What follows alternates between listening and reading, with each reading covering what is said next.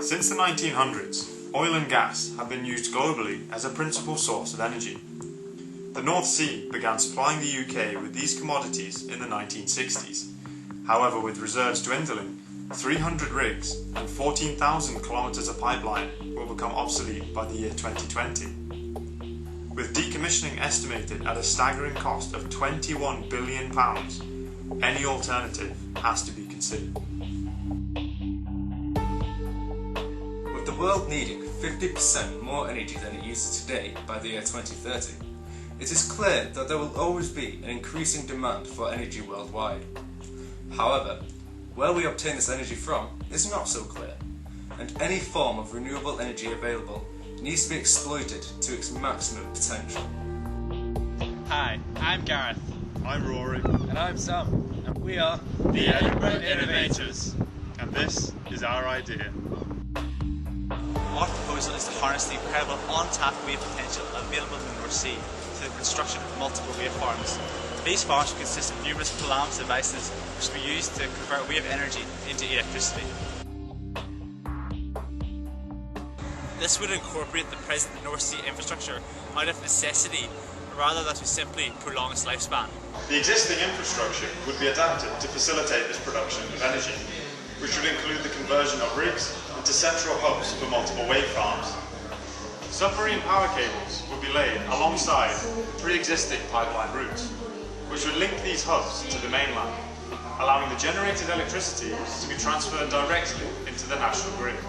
UK waters have over 50% of total European wave energy potential, with the North Sea providing a vast resource that must be explored. From these seasonal images of the North Sea, it can be seen that the waves are particularly high in the winter and calmer in the summer. This poses as a great advantage, as it will enable construction and maintenance to be scheduled mainly in the summer months, when the seas will be less rough. An ideal pilot site for full-scale implementation would be the Miller platform, located here in the central North Sea. Miller ceased production in 2007 and is connected directly to the St Fergus terminal, located here, via the Miller gas pipeline, which would provide an ideal route for submarine cabling to follow. This cable has the potential to act as the primary power connection for multiple hubs throughout the North Sea, with secondary cables branching to other wave energy production sites. The original wave power concept was invented here in our university wave tanks. The current device is now manufactured in Edinburgh, and as you can see, Polaris have come a long way. The Polaris Wave Energy Converter has been tried and tested and is currently in the advanced stages of development, already boasting a 90% wave energy conversion efficiency. Hydraulic rams, such as these, located between segments on the devices, convert wave power into hydraulic energy through resistance to wave-induced motion. The hydraulic motors drive electrical generators to produce electricity. The generated electricity is fed along the seabed via a single dynamic cable and connected to the transformer in the machine's nose. Wave farm arrays would each consist of 40 Polaris devices, occupying 1 square kilometre and having the capacity to generate sufficient power for over 20,000 homes.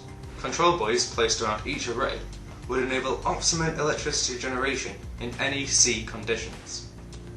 Generated electricity will be transported to the rigs, where it will be transformed to a suitable voltage for further transportation to the mainland. The rigs will also act as a central hub for the maintenance of the Polaris device. High voltage direct current cabling will offer efficient transport from the central North Sea to the mainland. This submarine technology is already commercialised and widely used. These cables require a cleared path along the seabed, as well as many licensing requirements, both of which are provided by the pre-existing pipeline routes. Our 300 megawatt pilot farm would require an all-inclusive investment of £1.2 billion. A farm of this capacity would generate electricity worth £40 million per year, with a further £180 million received per year from government incentive schemes. Using these financial forecasts, it can be seen that the pre-commercialisation pilot plan would recover its initial investment within 6 years of completion of construction.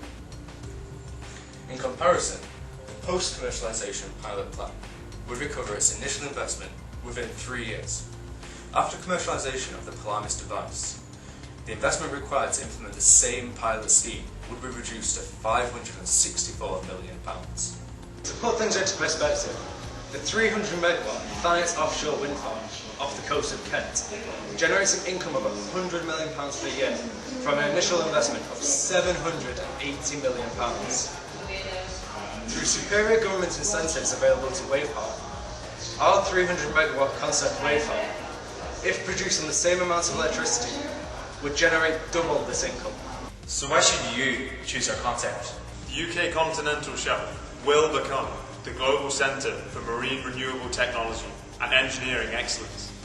This will be achieved through the use of proven, innovative technology which is available today. The North Sea oil and gas infrastructure will become an integral element in the generation of renewable energy. The next 5 years will see us face another crunch, the oil crunch. This time we do have the chance to prepare. The challenge is to use that time well.